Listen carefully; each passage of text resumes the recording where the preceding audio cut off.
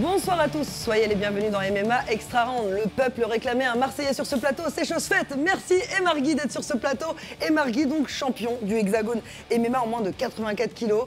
Tu vas tenter d'aller conquérir une nouvelle ceinture, on en parlera tout à l'heure. En tout cas, bienvenue et merci d'être venu. Seb, eh bien, le tour de l'actualité, mais cette fois-ci avec Lucien Jarrin.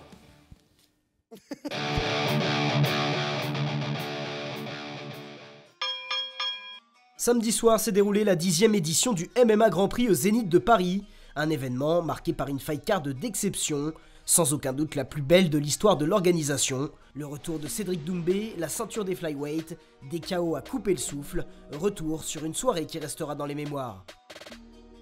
Il se dit mais mince, qu'est-ce que je peux faire là pour le vaincre? Oh là là, ce sang, il est cassé, hein, t'as raison. Hein. Mais on ne sait pas comment Pas mal ça. Une dernière belle action, histoire d'imposer sa domination. Et ce sera sans hésiter une victoire. Encore le ce coup de coup de coude. ça n'arrête pas là, magnifique encore. Une espèce de sasae comme dans le combat précédent. Oh, les coups de coude maintenant pour Morgan qui veut égaliser les dégâts. Super Et combat là. accélération. Jacques Nicolas, il est pris le dos. Attention, étranglement arrière. Ça va taper. C'est bien engagé, c'est bien Et c'est engagé. très bien engagé. Il va tomber dans les pommes, il est dans les pommes. Oh là là là là là là là là. Incroyable combat. Je suis bouche bée. Il a bien écouté les conseils de son coach, par contre là il vole. Oh, boum chakalaka. Emerson Airline. Et Sylvain encore qui Et l'arrache. encore. Allez, Il traverse la salle. oh là là là là là là. Mais quel spectacle. On Incroyable. veut encore le revoir, Emerson. Il est génial. Oh, c'est- Attention, c'est un cador en guillotine. On l'a hop vu dans hop son hop, premier attention combat. à l'anaconda. Ça va partir. Dans Elle le est bras bien tête, le bras engagée. tête. Elle est bien engagée. Aïe aïe aïe aïe aïe. Elle est bien engagée. Ça va taper, il se prépare à taper. Et c'est tapé. Il a récidivé. Le maître de la guillotine. Qu'il est doué, ce Brésilien. Par contre, il peut être dangereux, hein, son Horizon, sur ces longues séquences. Et c'est parti. Et il arrache. Voilà ce qui lui vaut sa réputation de Tchétchène. D'accord, on a compris pourquoi. Est-ce qu'il va accélérer? Oh. Oui, superbe. Les frappes Oh, ce canon coup de foudre retourné. Wow. Hop hop hop, comment il est resté debout après ça. Non, il a été touché par le dos de la main. La Oh. tête, Nicolas Leblond. Le bras arrière, Et il et il arrache va le jeter devant. encore. Va-t-il traverser la salle comme Emerson? Wow. Et on a un festival. Ah oui. Avec les épaules qui se préparent, ou des Garami, il se prépare à taper, hein. Il se prépare à taper, c'est c'est fini. tapé, c'est fini. Quelle autorité. Nicolas Leblond est de retour dans son pays, triomphant au Zénith de Paris. Il vient de réaliser un rêve. Ouais, c'est ça. Oh, voilà. Oh, le chaos. Oh, c'est fini là. Et c'est fini. Alvin Lorenski qui vient de s'imposer face à Fayette Joumaï avec un chaos monstrueux, une accélération. Joumaï qui a été dans Et les tout le armes. Zénith est debout. Aoudina qui est... Oh là là, magnifique. Aoudina qui est chaud bouillant là. Ah, là, ça devient dangereux, ça, il a Oh, tapé. Non. Non, on aurait dit qu'il avait on tapé. aurait dit. Où les deux combattants essayent de venir sur son terrain. Et désormais, Attention c'est- maintenant, cette fois-ci, c'est Mickaël Dubois qui prend la guillotine. Et elle est très Elle est bien très engagée. bien passée. Allez, il faut qu'il pousse Oh sur la là tête. là, c'est très Hop, bien hop. engagé. Alors soit il va perdre Oh là là, patience, ça Ouais, réussit. ça tape. Oh là, c'est un retour incroyable. Chaque homme qui rentre dans cette cage mérite le respect. Oh, Et super, là là, il a l'accélération. touché là. Ça va s'accélérer. Attention, temps fort. Oh, c'est KO. Oh, Magnifique. oh, le bras arrière. Ah, il a été touché à la tempe. Ah oui, ce cross du bras arrière là qui passe en contre. Michael, the soldier,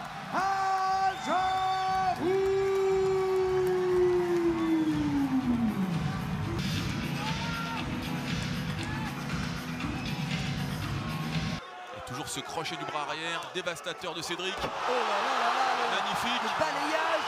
Oui, mais c'est justement à travers des automatismes comme ça qu'on voit qu'il Oh, a passé du temps à la salle, C'est uppercut. décidément.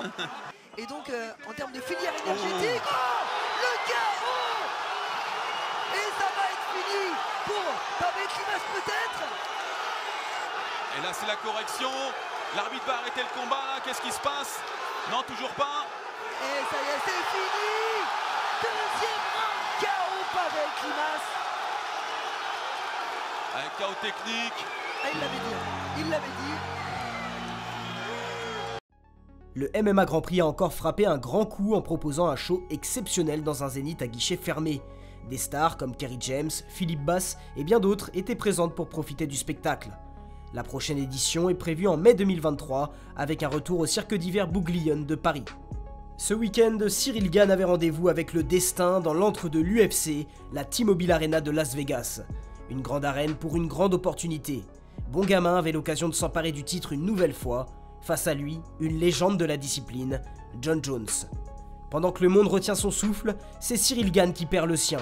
Étranglé sur une guillotine après à peine 2 minutes de combat, Jones n'a laissé aucune chance aux Français. 2 désillusions en moins d'1 an, son avenir est incertain. Est-ce la claque de trop ou le déclic dont il avait besoin? Réponse en septembre lors du 2e UFC Paris.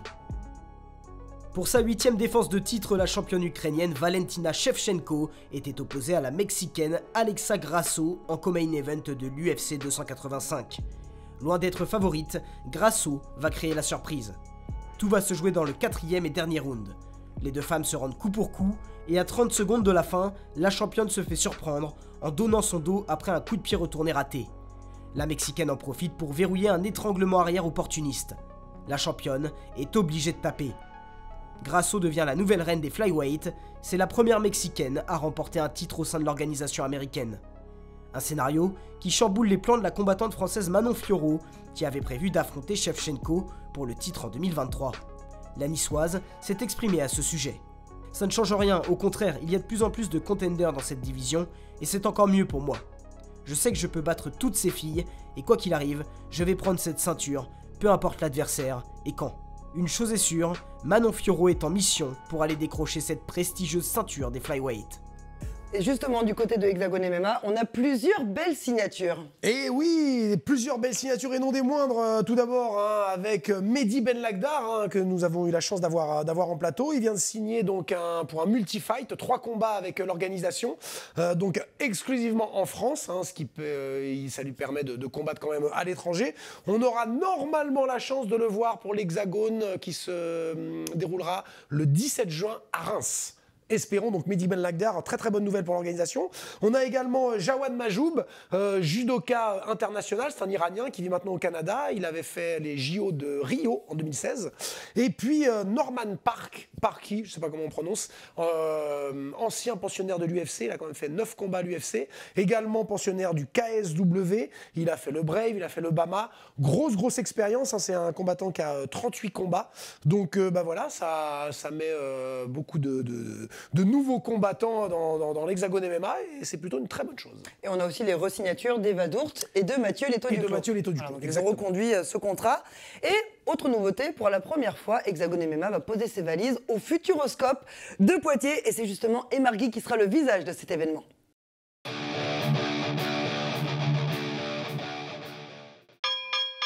On va parler de ton combat dans un instant, Emar, mais d'abord, je voudrais parler un petit peu de ton parcours. Peu le savent, mais avant d'être combattant, tu étais danseur de hip-hop. Est-ce qu'on a des traces? On veut des vidéos. Pas de traces. On veut une coupole sur ce plateau. Non, je laisse ça à Yves. Il fait mieux que moi. C'est vrai? Ouais. Et d'ailleurs, c'est marrant parce que vous vous êtes rencontrés tous les deux, vous avez des profils un peu similaires, très artistes tous les deux, et puis de bons gars, quoi. Vous êtes tous les deux des bonnes personnes. Non, mais je tiens à le dire parce que vraiment, c'est rare la générosité, vous êtes des personnes très généreuses. Donc, c'est une rencontre avec un professeur de judo qui t'a initié au MMA, c'est ça? Comment ça s'est goupillé tout ça? En vrai, c'est comment je commençais le sport de combat, c'est je passais mon diplôme d'éducateur sportif et je cherchais un stage et le gars chez qui j'allais passer le stage, c'était un professeur de judo. Il m'a dit, est-ce que tu veux essayer? Je fais pourquoi pas. Je n'étais pas du tout dans ça, mais je fais pourquoi pas. T'avais quel âge à ce moment-là? À 21 ans. D'accord, donc c'était plutôt même tard en fait, pour commencer le judo. Pour commencer le judo et je suis tombé amoureux, vraiment. C'est que je dis, wow, c'est trop bien. Je me suis fait fracasser par des enfants. Ah ouais. Des enfants de quel âge? 13 ans, des petites meufs très menues, tu vois. Je me suis fait j'ai volé de partout. Je fais, ok, ben, c'est ça que je veux faire. Et comme j'ai travaillé après pour ce même professeur, j'ai eu la chance de pouvoir m'entraîner assidûment. Et comme j'aime faire les choses à fond, donc 2-3 ans après, j'ai eu ma ceinture noire. Et en Ah même ouais, temps, après 3 ans de mais pratique. attends, c'est énorme. bah, après, je me suis beaucoup entraîné. Ah ouais, mais non, mais Bah, beaucoup Tom, s'entraîner, hier soir. mais il était un peu doué aussi, non, peut-être. Doué, non, je ne suis pas doué, je suis travailleur. D'accord, c'est vrai. Donc, t'es un ferrailleur, toi. Ouais, Ah ouais. C'est que soit je fais pas. D'accord. Donc si je fais bien. D'accord. Et j'ai profité, j'ai fait des compètes en jiu-jitsu fighting, en judo.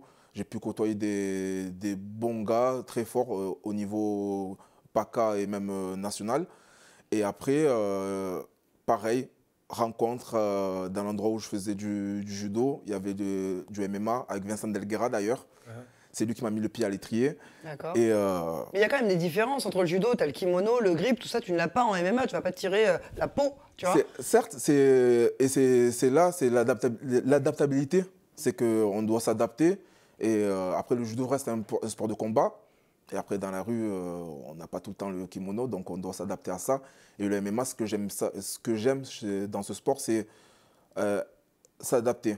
S'adapter à l'adversaire, s'adapter aux spécificités qu'on a, physiques et autres. Et c'est ça que je kiffe à fond. Ouais, et puis c'est surtout sans fin, quoi. L'apprentissage en MMA, t'as l'impression que t'en verras jamais le bout. C'est ça. En quoi ça On t'a essaie aidé dans ta vie à te structurer en tant qu'homme, etc. Ben, déjà, ça m'a permis, moi, de connaître d'autres gens. J'étais beaucoup dans la danse. Maintenant, j'ai vu les sports de combat et dans un aspect sur lequel on ne s'amuse pas. Mine de rien, ce n'est pas du football. C'est pas du football, c'est des sports assez individuels aussi comme en danse. Donc ça nous oblige à travailler, à être tout le temps en concurrence envers soi-même, envers les autres, parce que on est seul, même si on s'entoure de plusieurs personnes, on est quand même seul dans la cage et tu es obligé de tout le temps travailler parce que le MMA, c'est un sport qui évolue très vite. La danse, c'est un sport, c'est un art qui évolue très vite.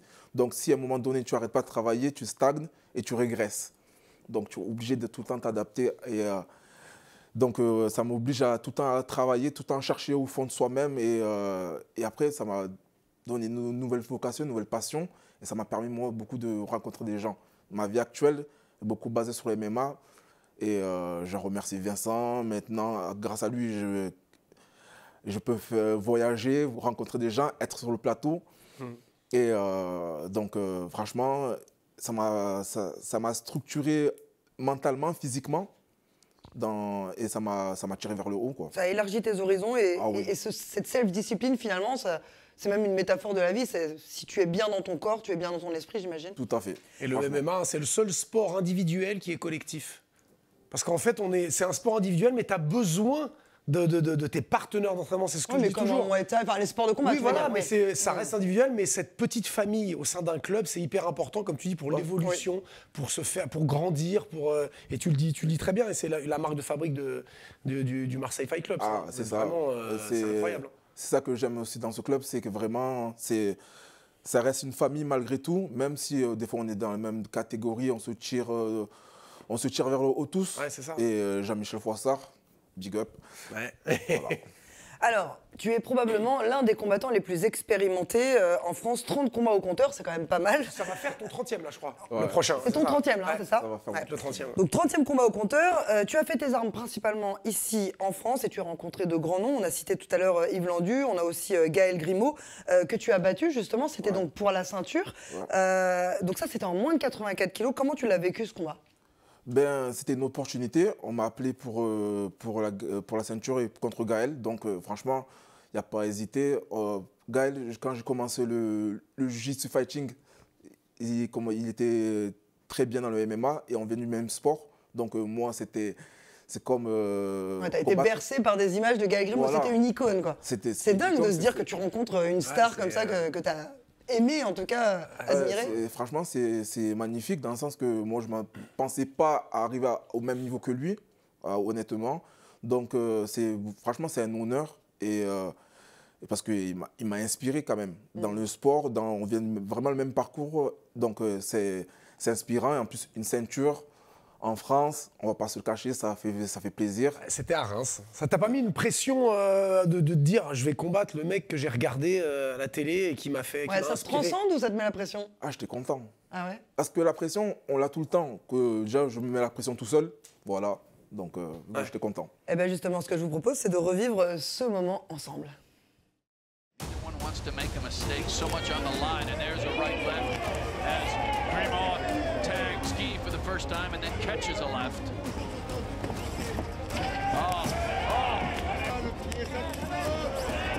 Down goes. And look at this, back and forth. Each takes the other one down and just keep relighting the engine. Oh, there's a big right hand.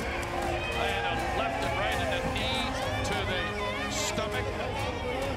And the Barracuda. Poor guy, Grimo. Might need a big round, he might need a submission. As Grimo tries to cut the ring down and tries to get busy. There we go. Some lefts, a knee. The Barracuda trying to manhandle the 42-year-old Grimo. A master. Let's see if Grimo has saved his best for last. In the last 3, 2, 1, no. It is a 5-round decision. And look, the Barracuda. He's claiming victory. The Barracuda. Barracuda.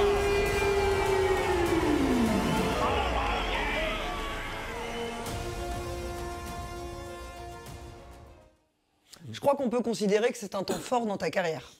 Franchement, oui. En tout cas, c'était physique. Bravo en tout cas pour cette performance. C'est engagé, c'était beau comme Incroyable, ouais. Franchement, on a vibré. Cette ceinture, tu l'as remportée donc en moins de 84. Aujourd'hui, tu aimerais ajouter la ceinture des moins de 77 kilos. Oui.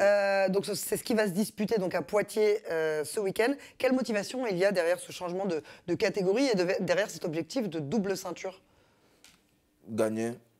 Daniel? Franchement, gagner. À gagner. Gagner. Daniel Voirin. Mais je ne comprends pas que c'est tout passé.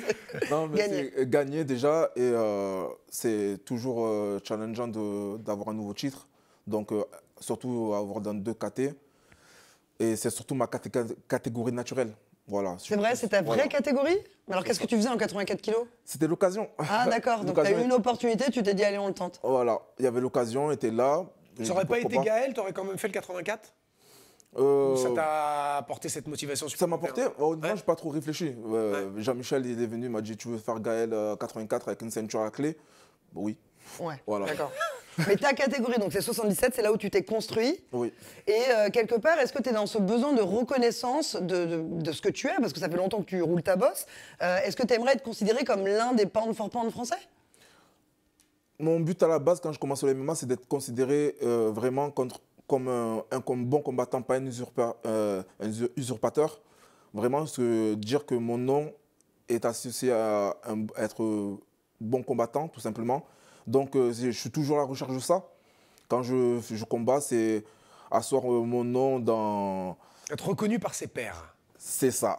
Exactement. C'est les mots exacts. C'est le cas. Hein. C'est le Et tu le disais en interview, Voilà. t'as bien Voilà, révisé tes c'est fiches. ça. Non, mais c'est Ouais, vrai. mais c'est ça. Mais c'est être vrai, reconnu par les pairs. je trouve que c'est mieux. Avoir la reconnaissance du milieu, c'est ce qu'il y a de mieux en fait. Et Oui, parce que là, tu parles d'usurpateur, mais en quoi tu pourrais être taxé d'usurpateur? À partir du moment où tu montes dans une cage, déjà rien que son courage. Exactement. Oui, j'avoue que c'est à monter dans une cage, c'est pas anodin, ça demande beaucoup de courage.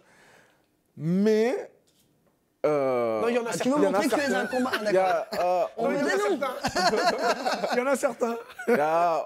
voilà, c'est que j'ai roulé ma bosse et je suis fier de ça. Je prends du recul, je veux toujours chercher, malgré, je dis, c'est la fin de ma carrière maintenant, mais toujours chercher ce truc-là et être respecté par tous, que ce soit anciens, nouveaux, actuels. Donc, ce respect-là. Tu parles de fin de carrière? Qu'est-ce que tu entends par là? Encore.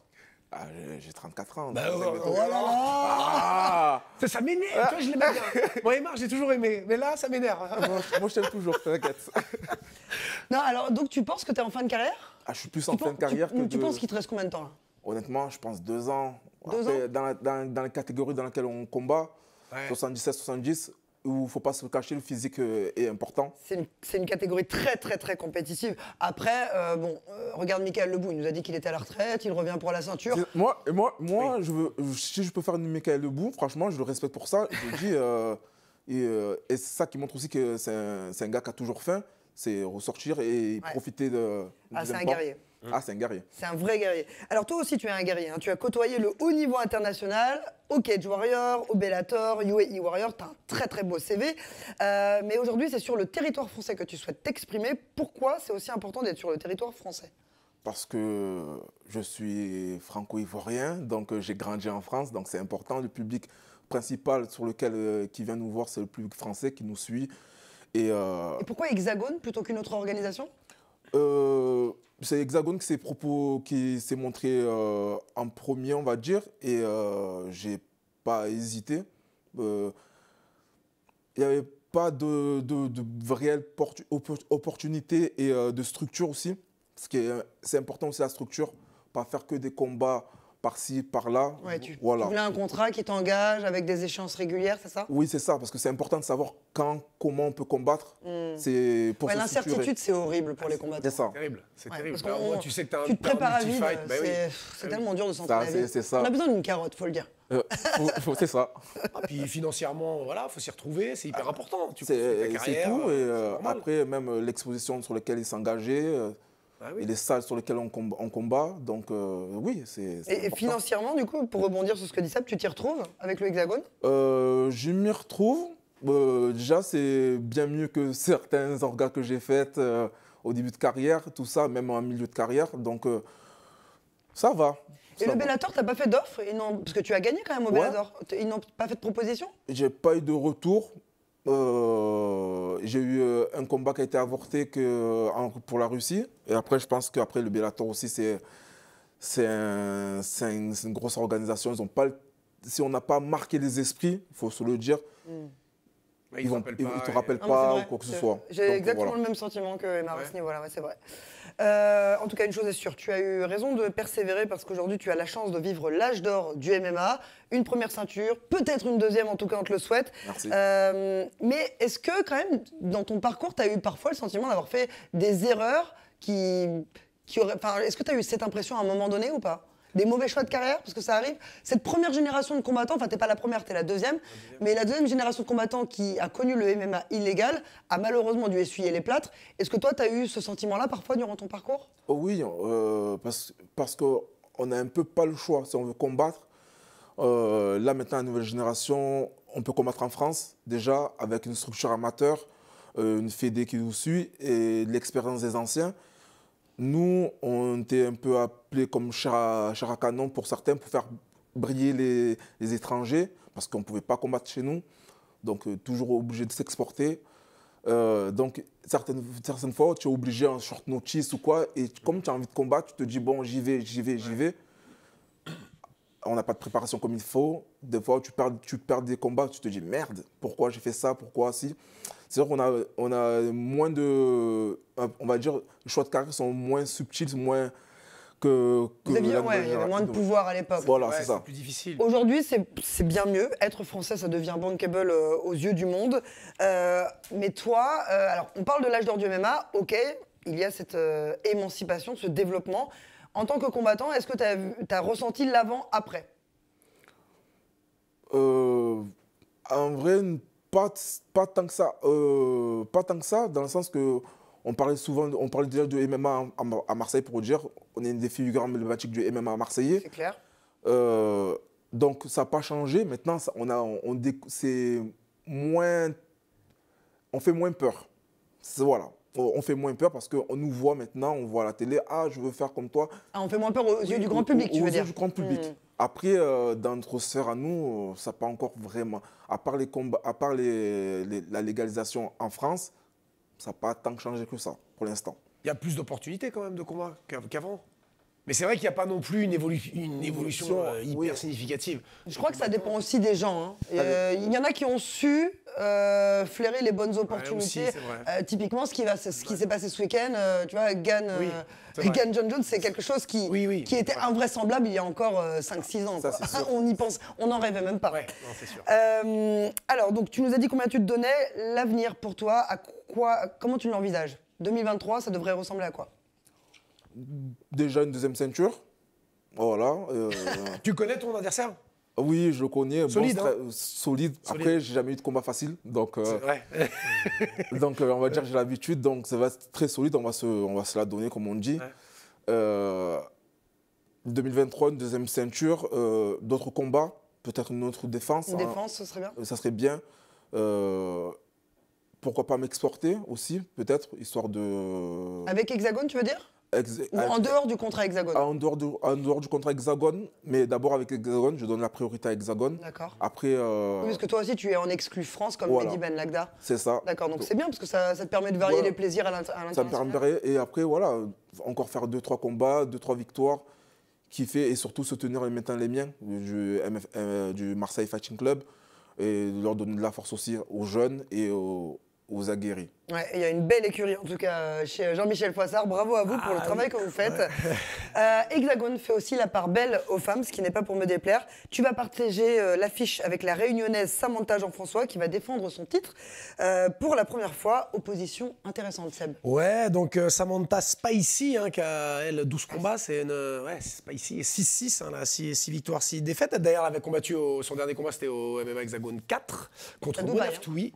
Ouais. Hein, ouais. Et donc, elle gagne. Et là, elle prend une Brésilienne de 29 ans, qui a 7 combats, 6 victoires, 1 défaite.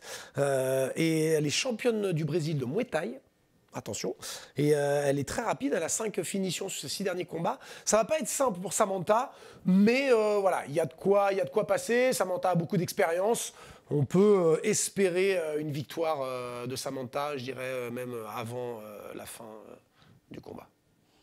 Eh bien, regardez, justement, ce premier combat, ce premier titre, on l'a en image. Regardez le replay. Mona Ftouhi in the red corner and Samantha Jean-François in the blue corner. Losses is a different story. From Mona Ftouhi, she lost only 2 times, while Samantha has lost 6 times. And oh my God, the ladies are going straight into battle. Sometimes comes out of position, sometimes even your insides turn, and it makes you breathe hard and hard. I think it's deep. I think it's deep, my friend. Yeah. I think it's deep. I think she's changing colors. Mona Ftouhi is going to pass out. Yes. No, I think she's about to give up because it's deep under the chin. No, Samantha is fighting the hand, so yeah. But yeah, that's what I told you. That's what I told you. It's done. It's done with less than a minute, actually, of the fight. Unfortunately, Mona Ftouhi survives to fight another day. Samantha Jean-François finishes the fight within less than 1 minute.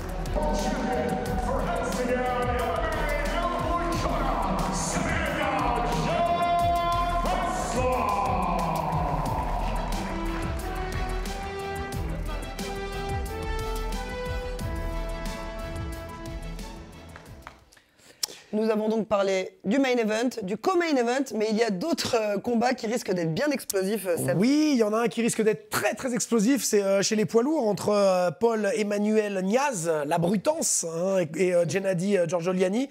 Paul-Emmanuel, là je l'expliquais au LFC, c'était à Lyon, il gagne par TKO sur Lamine Sen, et il va affronter un Géorgien qui a 8 combats, 6 victoires, dont 5 par KO. Donc c'est clairement un combat qui risque d'être abrégé très rapidement. Il y a Prince Anouala qui combat également. Dernière fight, c'était une victoire à l'UAE, c'était en septembre 2022. Il gagne par décision et il rencontre celui qui a battu... J'ai oublié, Yann Grégor, qui a mis KO, notre Français, aidez-moi, mais oui, bon, bref, je ne m'en souviens plus. Bref, débrouille-toi. C'est pas le chroniqueur. Ça va revenir. Bref, Yann Grégor, donc on le connaît un peu, c'est un ancien rugbyman professionnel, c'est un Roumain, donc il a commencé très tard, lui, le MMA à 37 ans. Il est encore là, il a 44 ans. Bref, Maxime Fondop. ça me revient. Ah, Merci. Qu'il a mis KO à l'Hexagone MMA 5, c'était une grosse surprise. Et ben là, il va affronter Prince Anouala. Et puis Elder Fernandez de la Free Fight Academy, qui reste sur une défaite par KO là, à son dernier fight, qui affronte Thibaut Marino. Donc j'ai hâte de voir Elder se remettre un petit peu en selle. Et donc ce qui est plutôt de bon augure pour cette nouvelle édition d'Hexagone MMA. Il y a de très très beaux combats. Et bien évidemment, Aymar, je ne serai pas là pour le speaker. Je suis désolé, je suis au Festival des Arts Martiaux. Ah, c'est pas grave. Mais ça me fend le cœur vraiment de pas. Je serai là, moi, Aymar. Ça me Heureusement, parce que je vais t'en vouloir. Hein. Mais je sais que tu vas m'en vouloir. Ah, mais c'est quelque chose qui me. Voilà. T'as prévu de rester au Futuroscope le lendemain ou pas? Non. Pour profiter, non? T'as d'autres projets? On a d'autres projets. Ouais, du genre? Du genre accompagner un combattant qui va combattre à Tahiti. Ah, tu vas à l'Octofight. Ouais. Moi, je croyais que t'allais en vacances. C'est des Oh, vacances. c'est vrai. C'est des vacances. C'est des vacances. Ah, c'est génial. Donc voilà, on va profiter de l'événement et après. Et des plages ensuite. Des plages ensuite et après prendre un peu de repos. Trop bien. Ça va faire. Qui combat l'Octofight de... Ibrahim Awad. Ah, ok, d'accord. Super, Octofight. Bah, tu nous diras, tu nous feras un retour sur cette organisation. Pas de souci. On est très curieux. Donc, en tout cas, Hexagone MMA, c'est le rendez-vous incontournable de ce week-end. Voici la bande-annonce.